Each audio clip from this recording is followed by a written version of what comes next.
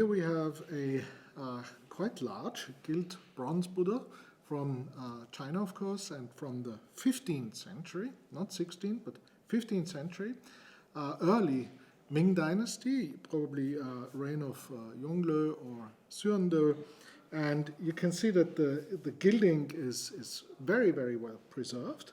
And it has this typical large and square-shaped face with elongated ears here and finely incised decorations all around. These sharp and distinct characteristics to the face, which identified as a early 15th century piece.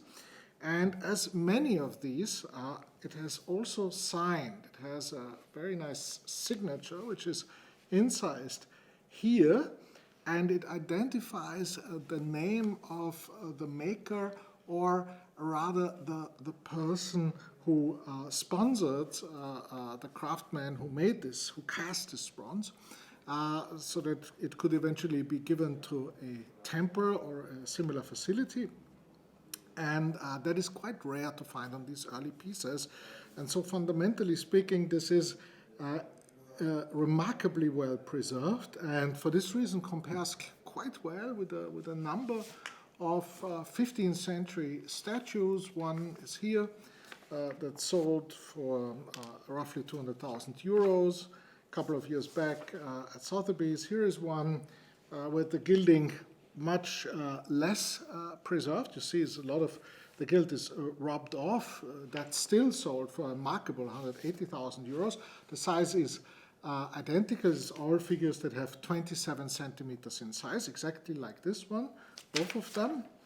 And yes, it has, of course, very good provenance. It's from a couple that lived in the years 1880 to 1968, and it's the Utter family, and they're from Sweden. And in 1927, actually 1922, it was published in a home magazine, a Swedish home magazine, that showed, interestingly, very, very small pictures. It's hardly to be 100% sure it's this Buddha, but it was communicated always as such in the family.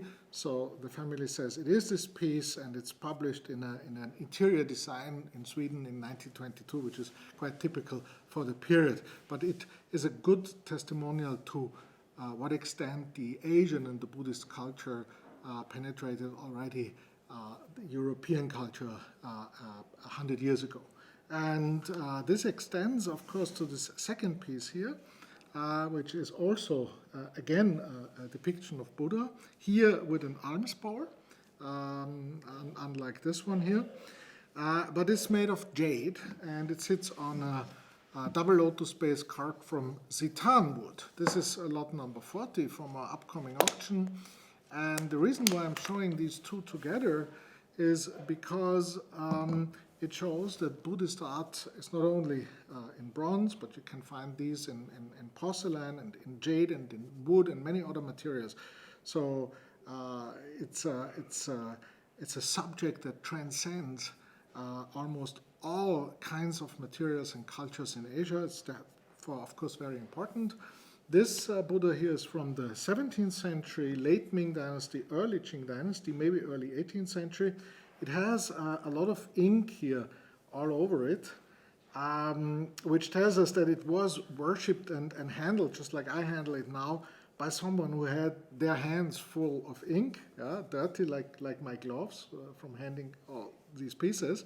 And so these remnants are here. We removed a little bit of them. You can just wash them off, but it's a nice testimonial to the handling of this piece. It also compares quite well.